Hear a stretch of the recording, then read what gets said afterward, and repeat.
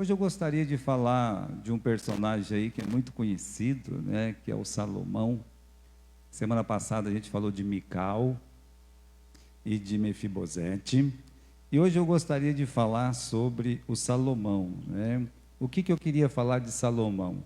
Da indiferença que o Salomão ele teve de um mal ou males pequenos que estava bem debaixo dos seus olhos. E aí, meus irmãos, ele resolveu não fazer nada, né?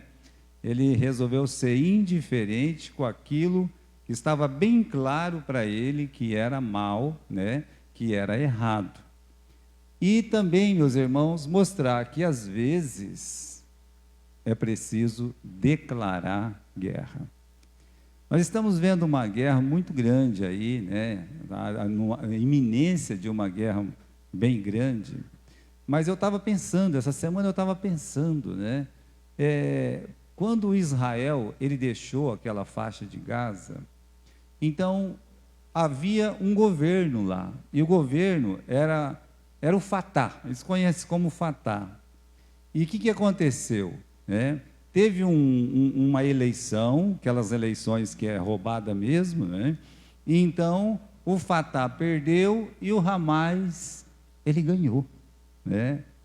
E aí começou a matança. Eles começaram palestino matando palestino. O pessoal do Hamas, mais forte, é claro, e o pessoal do Fatah, sem aquela proteção que Israel dava com seus soldados, eles simplesmente dizimaram. Dizimaram, amarravam uma pessoa assim na traseira de um carro e se esfregava aquela pessoa na rua o tempo todo até desfolar tudo e matar, arrancava a cabeça e coisa e tal. E como Israel tinha saído de lá, eles diziam assim: bom, já não é mais problema nosso. Entenderam? Não é mais problema nosso. Para que fazer guerra? Para que ir lá e lutar? Para que ir lá e ajudar? Esse grupo cresceu. Esse grupo cresceu, se aliou com gente poderosa, maligna, como o Hezbollah, que sobrevive desde 1982 nos crimes.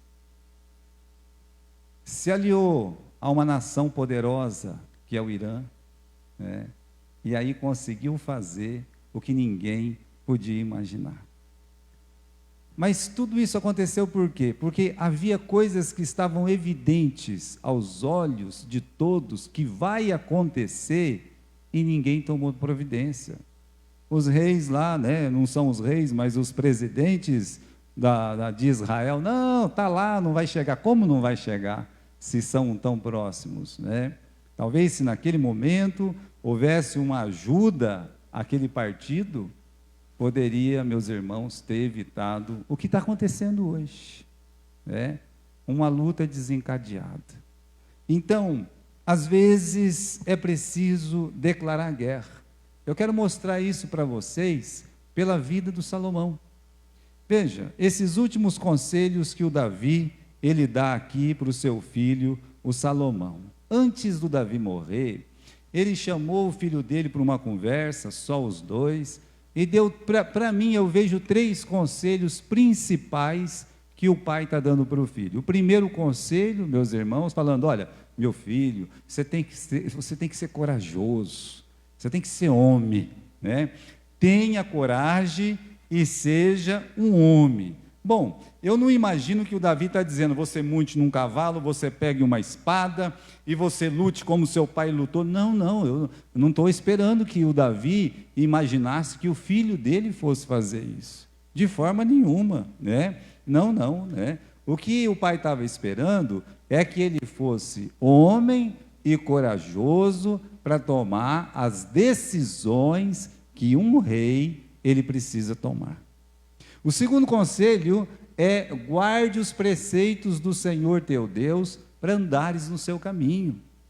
Assim, meu filho, guarde a palavra de Deus, para que vá bem, né? Para onde você for, você ser abençoado, para a sua descendência ser abençoado, porque se a sua descendência ser abençoada, a minha vai ser abençoada. Então, esse foi o segundo conselho, né? Olha, você tem que ter um pulso firme, mas um pulso firme sem conhecimento da palavra faria dele um Nero, né? Uma pessoa maluca lá no comando. E o terceiro conselho é esse: olha, você faz conforme a tua sabedoria.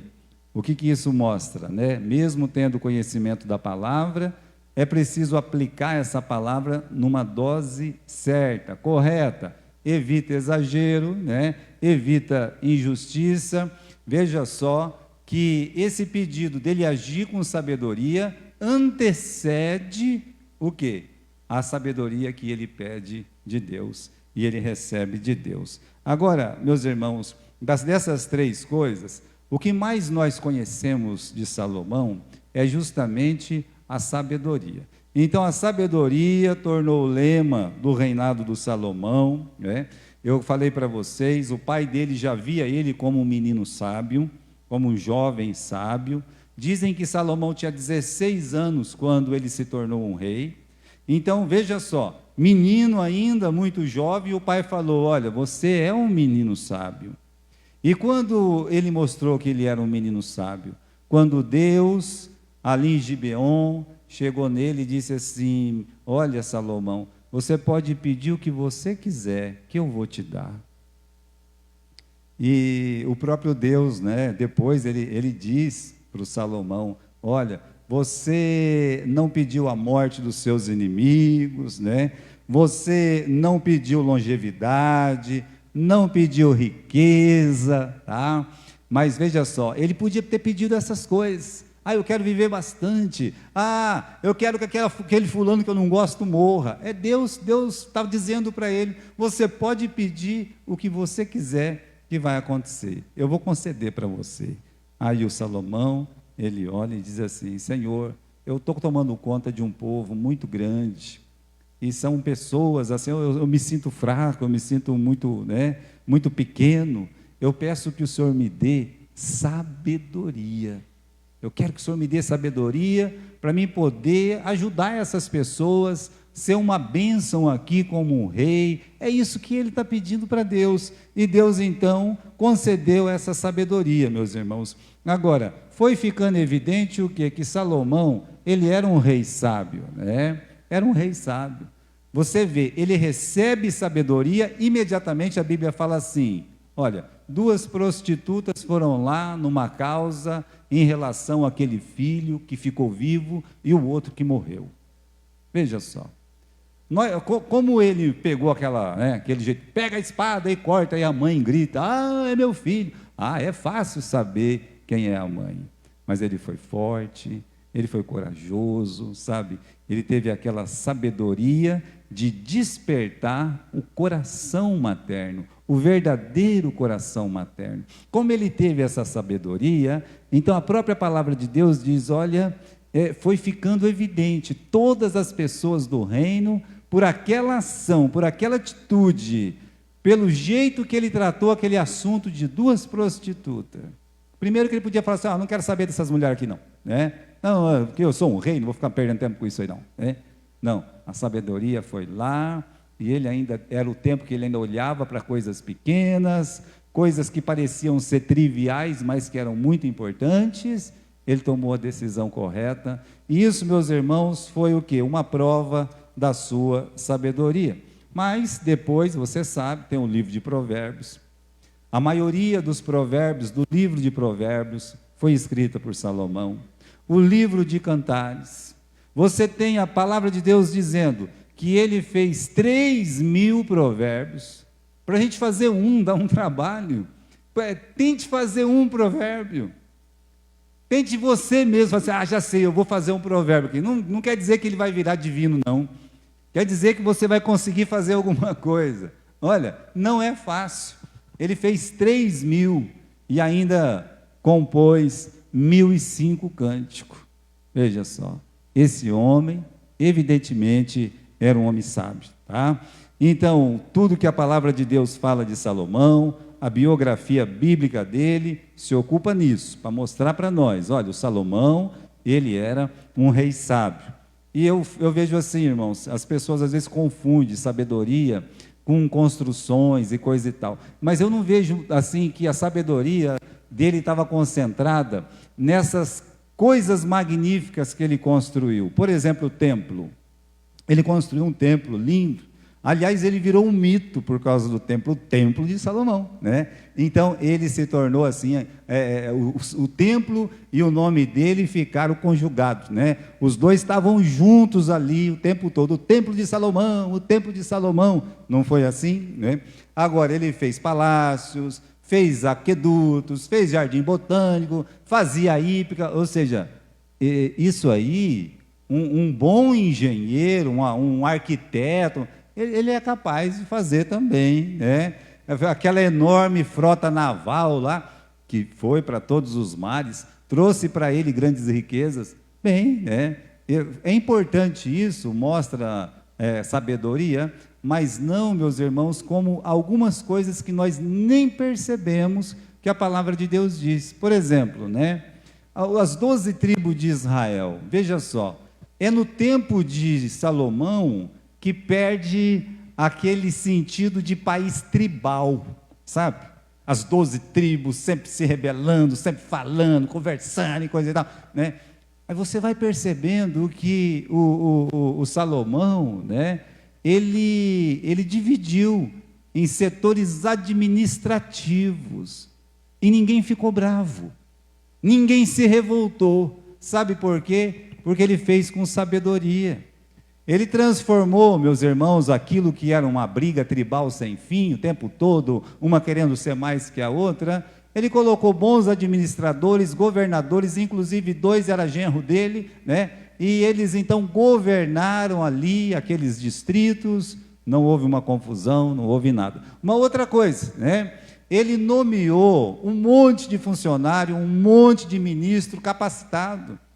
O que isso valeu? Isso valeu que antes não era assim.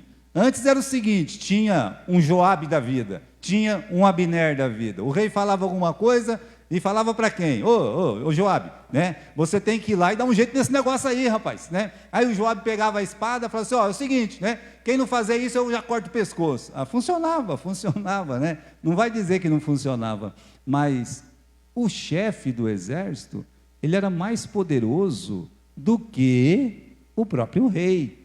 Como foi no tempo de Saul com Abner, ou no tempo de Davi.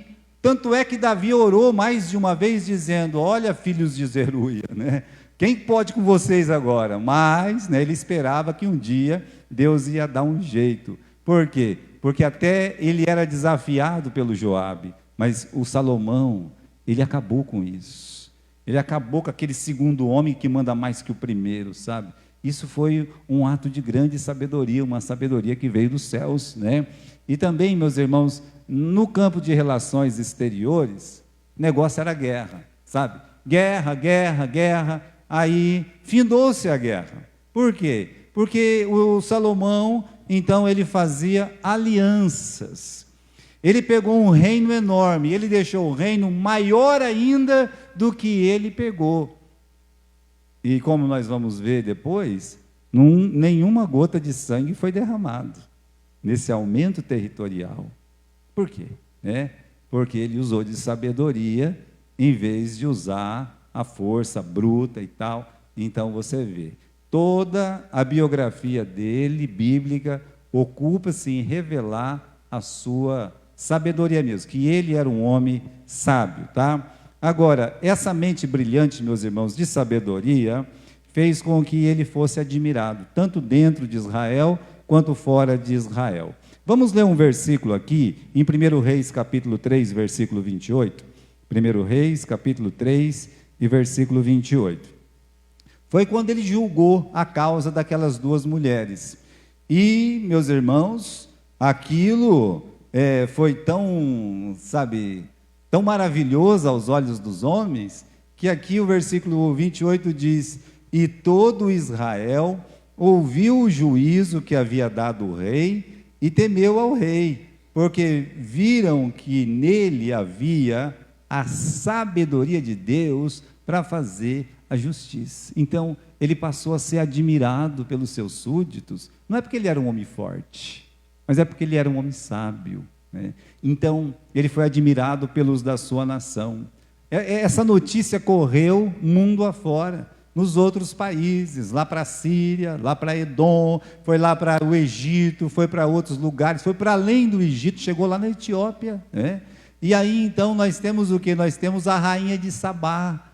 A rainha de Sabá ouviu aquela história toda, encheu lá as suas carruagens com muita coisa, trouxe para o rei. Quando chegou lá, viu o palácio, e viu aquele templo, e viu como as pessoas se vestiam, e viu como tudo era limpinho, tudo organizadinho, bonitinho, do jeito que uma rainha gosta que fosse. E aí ela disse: olha, quando eles me falaram da sua sabedoria, lá onde eu moro, era uma coisa, mas agora eu entendo que eles não disseram nem metade daquilo que realmente existe em você, da sua sabedoria. Então, ele foi admirado pelos de dentro e pelos de fora. Por que que isso era importante? Porque isso evitava dentro de Israel aqueles levantes. Você vai notar no tempo de Saul, e você nota também no tempo de Davi, que o tempo todo alguém está querendo se levantar e tomar o trono deles. Principalmente no reino de Davi, né, que assim foi muito cheio de sangue esse reino. Então você vê que o tempo todo, sabe, até o seu próprio filho, né? E então, assim, no caso do Salomão, você não encontra, você não vê ninguém querendo se levantar, porque quem é que ia ter coragem de se levantar contra o Salomão, né? E essa pessoa ia dizer: mas calma lá, você está querendo se levantar contra o nosso rei que é sábio, uma pessoa gentil, que isso? Para brigar com ele, tem que brigar comigo primeiro. Então as pessoas tomavam o lado de Salomão. E a mesma coisa aconteceu por fora. Por quê? Com tantas alianças, amigo de todo mundo, se um rei quisesse se levantar contra Salomão, ele pensaria duas vezes: calma lá, mas o Salomão, ele está aliado lá com o Egito, ele está aliado lá com o pessoal de Zobar, ele está aliado lá, ele só está cheio. Então, se eu tentar invadir aquela terra, eu vou arrumar confusão com muita gente. Então, veja, irmãos, a admiração era por dentro, era por fora, realmente ele era admirado. Agora, vamos para um ponto importante, aqui no capítulo 11, eu quero que você vá no capítulo 11 do livro de 1 Reis, tá? Aquela imagem bonita do rei sábio, uma imagem gloriosa, ela acaba sendo prejudicada por esse texto que nós vamos ler aqui nas Escrituras, tá? Então, capítulo 11, e versículo 1. E o rei Salomão amou muitas mulheres estrangeiras, além da filha de Faraó, as moabitas, amonitas, edomitas, sidônias, etéias, das nações de que o Senhor tinha falado aos filhos de Israel: não chegareis a elas, e elas não se chegarão a vós. Bem, tem uma tradução que diz assim: não casareis com elas, e elas não casarão com vocês. De outra maneira, seguramente perverterão o vosso coração para seguirdes os seus deuses. A estas se uniu Salomão com amor. Então, meus irmãos, essa passagem aqui mostra o quê? Que a imagem dele, que era uma imagem bonita, foi prejudicada por essa nota aqui, né? Foram o quê? Foram erros por desobedecer à palavra de Deus. Como assim? Inúmeros casamentos com mulheres de outras nações, né? E a gente pode dizer assim: não, pastor, mas naquele tempo era uma questão política externa. Então ele ia lá para o Egito, e o rei do Egito falava: olha, não, as nossas nações agora são amigas. É o seguinte, você vai casar com a minha filha, né? Era assim que funcionava, né? Então, casava a filha do faraó, aí ele ia para outro país: não, agora nossas nações são amigas, nós vamos selar essa amizade com casamento aqui, minha filha amonita, né? Você vai casar aqui com Salomão, tá bom? Sim, tá certo, né?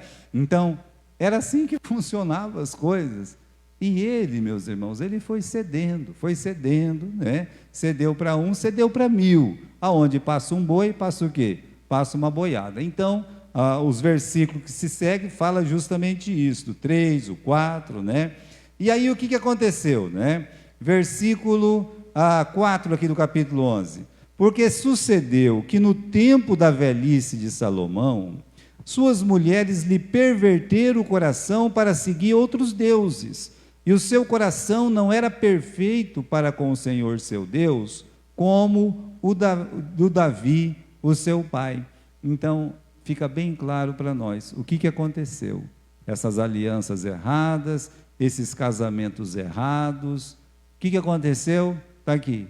Elas perverteram seu coração para seguir outros deuses. Tem um detalhe que é importante aqui. É que o coração dele já não era mais fiel ao Senhor, como o de Davi, seu pai. Isso explica algumas coisas, irmãos. Ele abandonou Deus, ele deixou de servir a Deus e tal.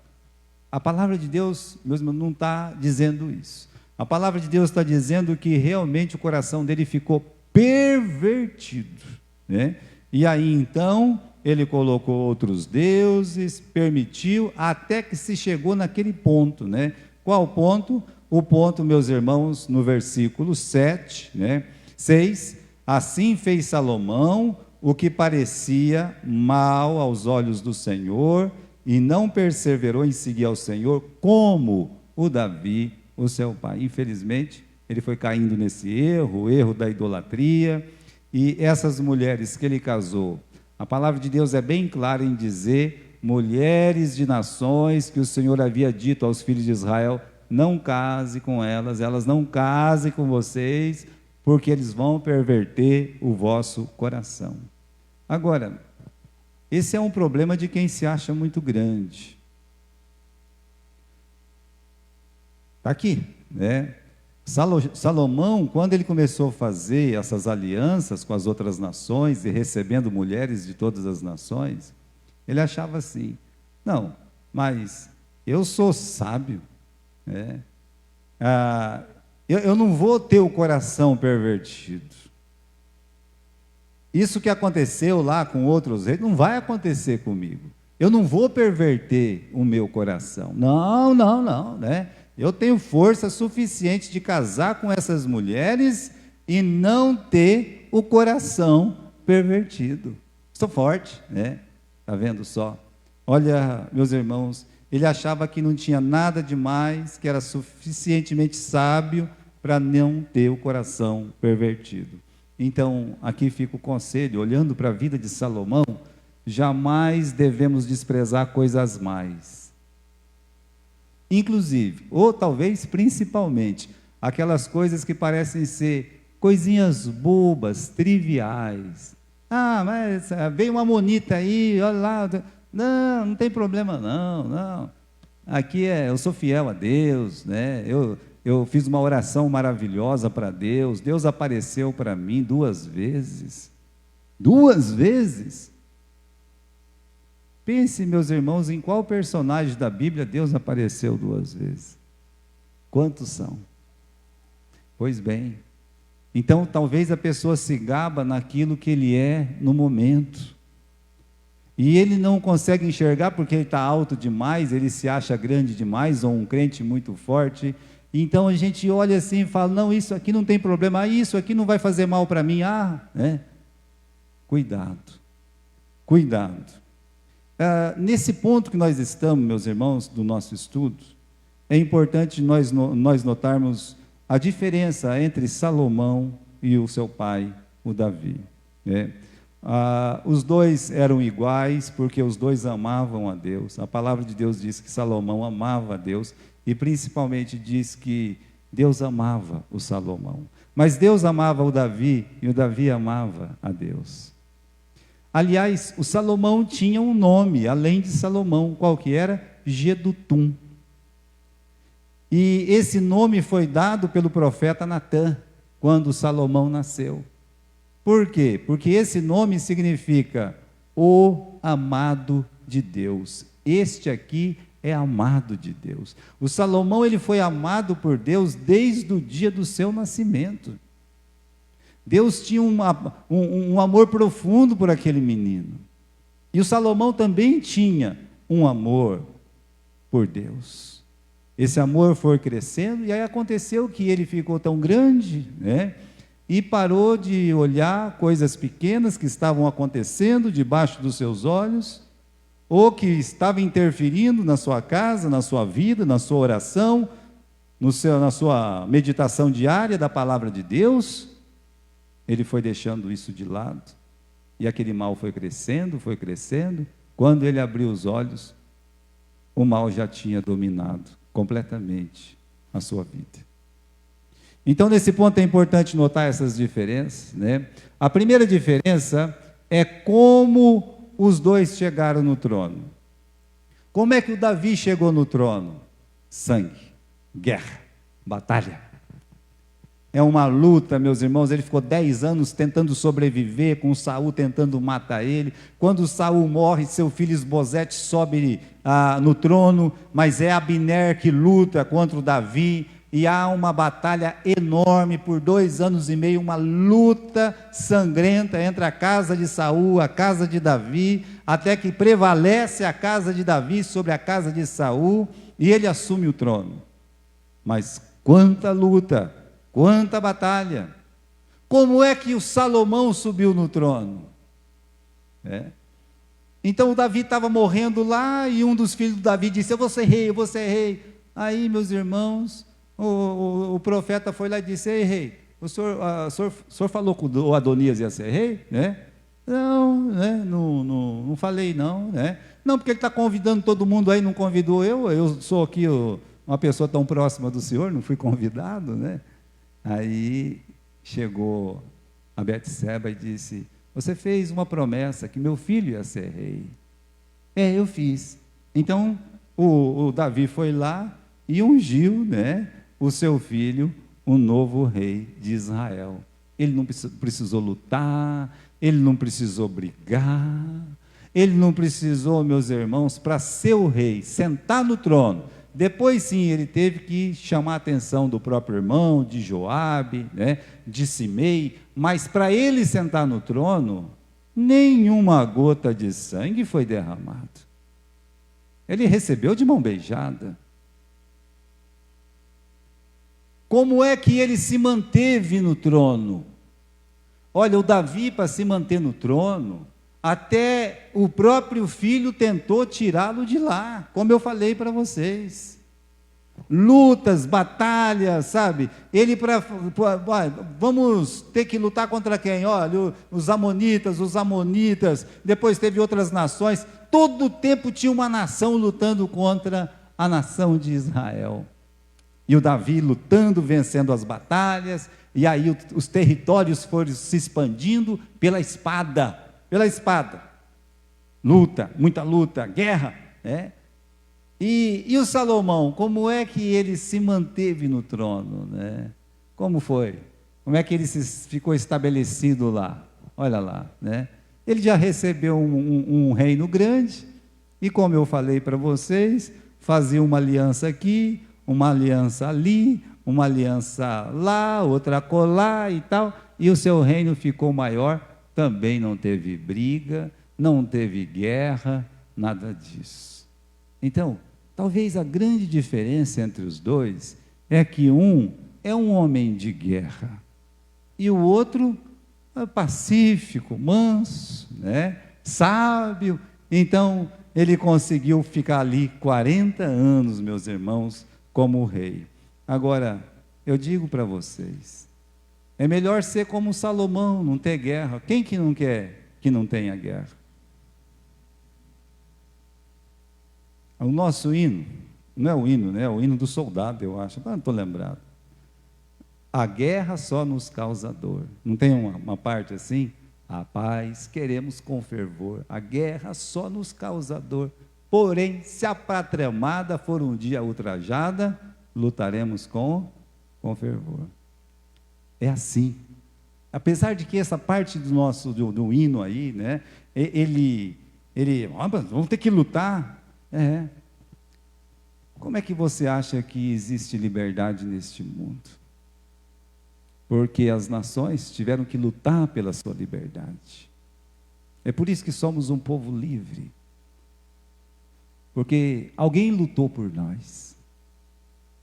Teve alguém que derramou um sangue. às vezes é preciso lutar, é preciso guerra. Fazer guerra. O que significa guerra? Fazer guerra é se opor, é confrontar, é lutar contra aquilo que está querendo nos destruir.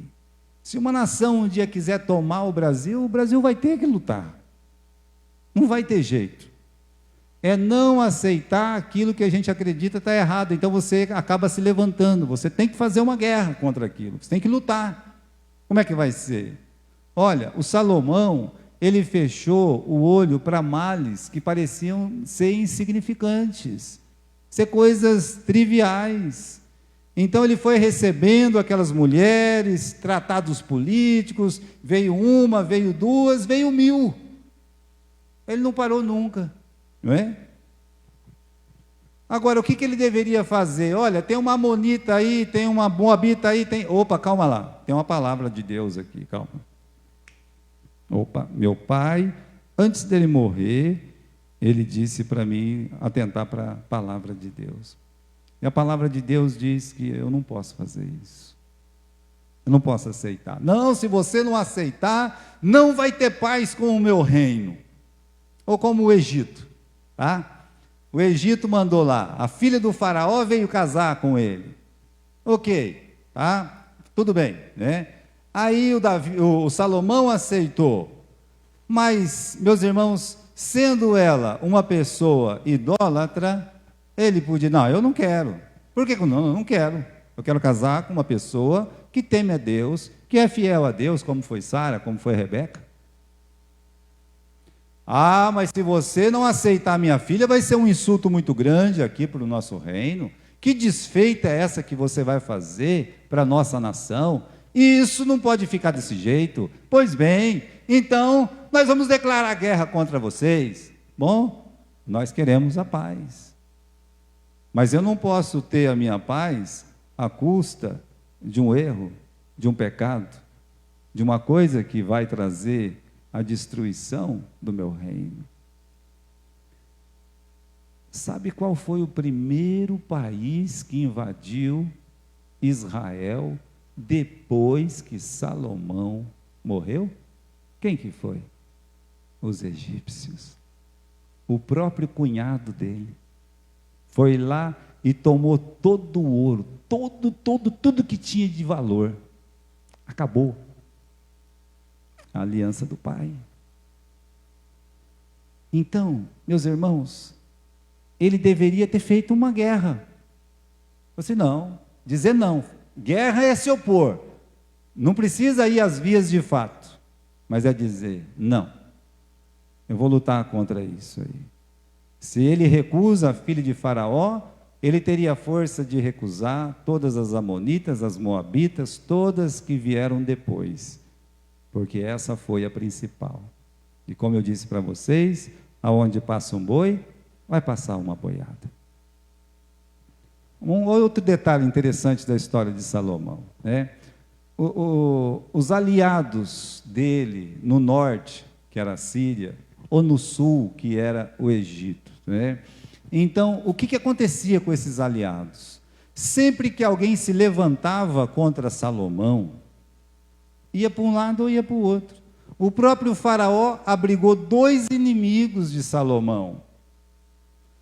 E um desses inimigos foi aquele que realmente lutou contra o seu filho. Então ele deveria dizer, calma lá, você fala que é meu amigo, mas todo mundo que briga comigo vai e você aceita? Que negócio que é esse aí? Né? Que tipo de amizade a gente tem? Que tipo de aliança que a gente tem? Veja, irmãos. Ah, não, que isso, tá longe mesmo. Tá aqui, deixa ele lá no Egito, quem que quer saber do Egito, né? Se o Egito quer ficar com aquele mau elemento lá, que fique com aquele mau elemento, nós vamos ficar em paz aqui, né? Nós vamos ficar. Não é assim que funciona, não tem jeito, não é desse jeito. Às vezes é preciso fazer guerra. O Salomão, ele achava que tudo podia ser resolvido pela diplomacia, mas isso não é sabedoria.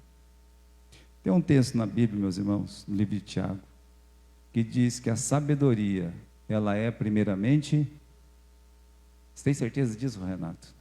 Está escrito lá na palavra de Deus. É primeiramente pura. Depois é que ela é pacífica.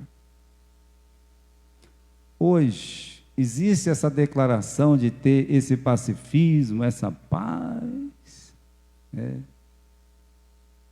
Você vai lá nos países da Europa, ou alguns lugares, você não pode entregar uma folhinha da Bíblia. Se você entrega uma folhinha da Bíblia, você vai preso. Mas o camarada, ele pode falar o que ele quiser em nome da paz.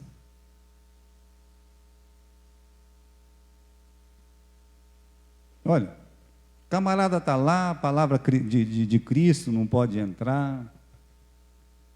Não se tem famílias cristãs mais, praticamente, na Europa.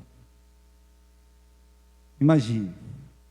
E aí eles vão aceitando esse pessoal da morte, da guerra, em nome da paz. E os homens deles lá já não querem mais casar, porque não quer mais saber de mulher, só quer saber de homem. Aí vem aqueles árabes malucos, casa com as meninas deles, tem 10, 15 filhos cada um, com 4, 5 mulheres diferentes, porque a religião deles permite. O que vai acontecer com esses países? Olha, a sabedoria, ela é primeiramente pura. Isso em relação à doutrina da palavra de Deus. Ah, vai ter um culto ecumênico lá, calma lá. As pessoas que me vê lá, ali tem uma pessoa espírita que acredita em reencarnação. Eu não acredito em reencarnação. Jesus, ele ressuscitou. Isso é contra a própria pessoa de Cristo. Jesus não reencarnou. Ele ressuscitou. Ali tem uma pessoa completamente fora das Escrituras. Aí vai lá, o cristão que está com a Bíblia na mão, que tem o Evangelho, e as pessoas que estão vendo aqui, é tudo igual, veja só, é tudo igual. É o que as pessoas vão dizer. Às vezes, nós temos que declarar guerra, dizer assim, olha, não dá. Por esse motivo. Eu lembro, irmãos, da eleição que teve nos Estados Unidos. Tinha um candidato lá, Mitt Romney, uma coisa assim. Ele era membro de uma igreja batista lá de Dallas. E justamente naquele tempo de eleição, eles foram lá com o pessoal do jornal e perguntaram algumas coisas para o pastor dele. O pastor dele, eu sou contra isso aí. Por que o senhor é contra? Porque a palavra de Deus é contra. Então eu não posso ser a favor. Aí publicaram e coisa e tal, e ele perdeu. Porque ele era membro dessa igreja. Ficou com raiva do pastor dele. Porque o pastor dele defendeu a palavra de Deus publicamente. Criou-se um ódio assim, quando já se viu uma coisa dessa, você acabou com a minha eleição, né? Ele disse, não, eu falei a verdade. Eu somente li o que a palavra de Deus mandou que eu lesse. Eu só estou ensinando a palavra de Deus como Jesus ensinava. Por conta da palavra de Deus, meus irmãos, nossos apóstolos do livro de Atos, eles foram o quê? Apedrejados, presos, humilhados, açoitados. Por isso que a sabedoria, ela é primeiramente pura. Nós não podemos deixar de falar o que Deus mandou. Depois ela vai ser pacífica. Então, essa ideia de pacífico antes da pureza é o que está acontecendo com Salomão. Ou seja, ele está ali e acha que tudo vai ser resolvido com tapinha nas costas e assim e tal, então vamos aceitar qualquer coisa, de qualquer jeito. Então, irmãos, ao contrário de Salomão, o crente, ele precisa declarar guerra, ou seja, se opor, ter uma posição. Nós estamos em guerra contra o mundo, estamos em guerra contra o pecado, e estamos em guerra contra Satanás. Pecado, a carne, o mundo, a carne e Satanás. Quando nós falamos que nós estamos em guerra contra o mundo, é o sistema de valor do mundo, essas ideologias malucas do mundo, o padrão de vida mundano, né? Os costumes, linguagem, pensamentos. Olha, a escola hoje, ela é muito diferente da escola que eu estudei. Qualquer pessoa que aparecesse na porta da sala, Aqui está um rapazote de 15 anos, 16 anos. Eu era sempre pequeno, mas a minha classe tinha um moleque lá que chamava Serjão. Por isso que ele chamava Serjão, sabe? Ele era bruto, né? Vivia querendo me bater, né? E eu não apanhava dele porque eu corria, né? Acho que eu ia enfrentar ele, né? Mas quando a dona Aurora, que era uma velhinha que batia o sininho assim, tem, né? É assim que era o sinal da nossa escola, um sininho, não foi, sabe? Quando aquela baixinha, velhinha, apontava na porta, o que acontecia? Todos os marmanjos, como eu e o Serjão, tá, acabou. O que aconteceu com as nossas escolas? Eu digo para você o que aconteceu. Televisão demais. Internet demais. Temos os nossos direitos. As pessoas só têm direito hoje. Dever não tem nenhum. O que está acontecendo com as nossas... Só um exemplo, a escola é só um exemplo. Que não tem professor que consegue dar aula numa escola pública. É por isso que os nossos filhos, eles vão fazer o Enem, e eles são reprovados no Enem. Porque ninguém pode ter um mínimo de silêncio numa classe para dar uma aula. Mas esse é o mundo hoje. O mundo hoje é assim. Especialmente no Brasil. Vai ter um negócio do governo. O que vai ter do governo? Um monte de gente pelado lá, mostrando o traseiro. E todos os bonitos batendo palma. Então, nós estamos em guerra contra isso. Os apóstolos estariam em guerra contra isso. Jesus esteve em guerra contra isso. Então, olha, esse valor do mundo, essas ideologias do mundo, esse padrão de vida mundano, esse jeito do mundo, esse não é o que nós devemos se aliar. Nós devemos se opor, dizer não, isso é contra a palavra de Deus. O apóstolo Paulo, ele diz, não vos conformeis com este mundo, mas renovai-vos com a vossa mente. Vocês têm que ter uma renovação de mente. Não se conforme com este mundo. O apóstolo Pedro diz, olha, não ameis o mundo, e nem o que há no mundo. Então, de certa forma, Salomão se achava tão sábio, que ele se conformou com as coisas do mundo. Que ele amou as coisas do mundo, como está escrito aqui na palavra de Deus. Porque ele rejeitou aquelas coisinhas pequenas e menores. Vocês acham que a escola ficou assim de uma hora para outra? Não. É um processo. Nós estamos em guerra contra o pecado. A carne, né? É aqueles apetites pecaminosos da carne. No livro de Gálatas, meus irmãos, no capítulo 5, do versículo 19 em diante, diz assim que as obras da carne são conhecidas: a prostituição, a impureza, a lascívia, a idolatria, a feitiçaria, inimizade, briga, ciúme, ira, inveja, bebedice, glutonaria. Nós devemos declarar guerra à carne, aos desejos da carne. Pastor, isso não é fácil. Se fosse fácil, todo mundo estava fazendo, dizia o pastor João. Mas nós devemos declarar guerra a tudo isso. Não ser como Salomão, não baixar os olhos, não, está tudo bem. Não está tudo bem. Na nossa vida pessoal, nós vamos ter que lutar com isso até o dia da nossa morte. Ainda que caia 7 vezes o justo, ele se levanta, mas ele tem que se levantar. Ele tem que cair e lutar contra os desejos da carne. Nós estamos em guerra contra Satanás. Satanás é astuto, ele é mentiroso, ele é o pai da mentira. Então, a Bíblia diz, né, o apóstolo Pedro, né, que fala para a gente, que, olha, ele anda aí como um leão, rugindo, buscando a quem possa tragar. Então, quando eu me levanto de dia, o leão, meus irmãos, Satanás, ele já está ali, querendo me tragar logo de dia, talvez colocando um mau pensamento na minha cabeça, talvez colocando uma insatisfação, um desejo maligno, buscando quem possa tragar. E nós temos que estar atentos, dizer, não, eu estou em guerra com Satanás, eu estou em guerra com a carne, eu estou em guerra com o mundo. Nesse sentido de se opor, nesse sentido de confrontar, nesse sentido de lutar contra. É nisso. Olha, submetei-vos a Deus, sujeitai-vos a Deus, resisti ao diabo, e ele vai fugir de vós. São guerras. Como eu disse de princípio, às vezes é preciso guerra.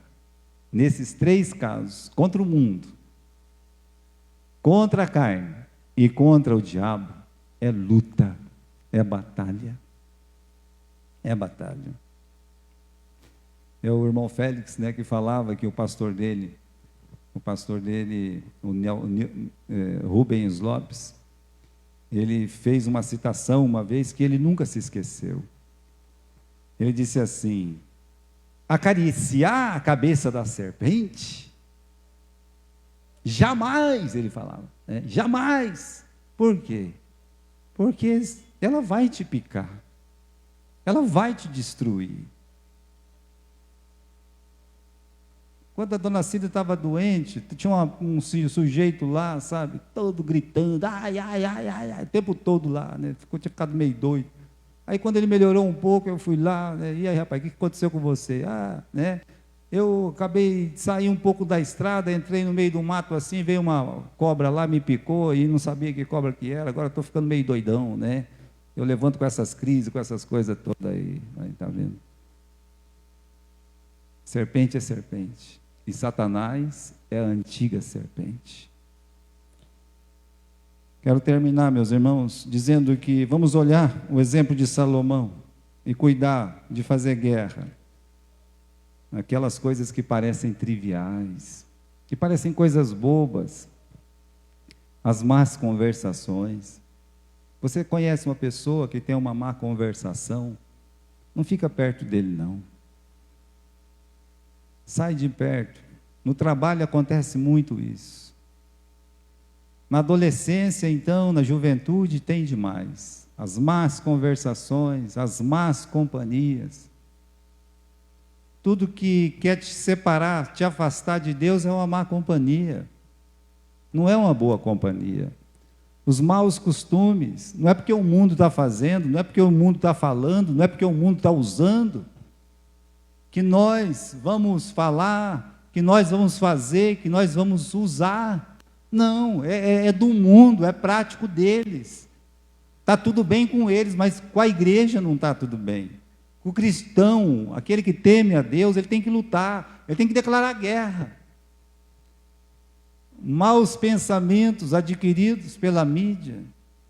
Olha, eu estava dizendo hoje de manhã, se você escutar a Globo, se você escuta a CNN, você vai ficar com raiva da nação de Israel.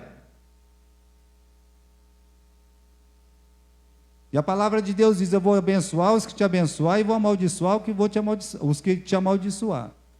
E nós temos que ver se cremos ou não cremos na palavra de Deus. Eu citei hoje de manhã aqui, soltaram uma bomba lá no hospital de Gaza. Todos os jornais, todos publicaram assim, todos, sem exceção. Israel bombardeou, bum, né? E parecia lá, Israel. Depois Israel mostrou um vídeo que tinha sido o Hamas. Nenhuma televisão pediu desculpa e disse: foi o Hamas. Porque o diabo, desde o começo, quer destruir a semente de Deus. Hoje nós somos a semente de Deus. E ele vai querer nos destruir. Então, facilmente nós pervertemos o nosso coração. Salomão começou permitindo uma mão, é uma moça bonita só, tal, né? Deixa vir, né? Depois ele cedeu, ele permitiu.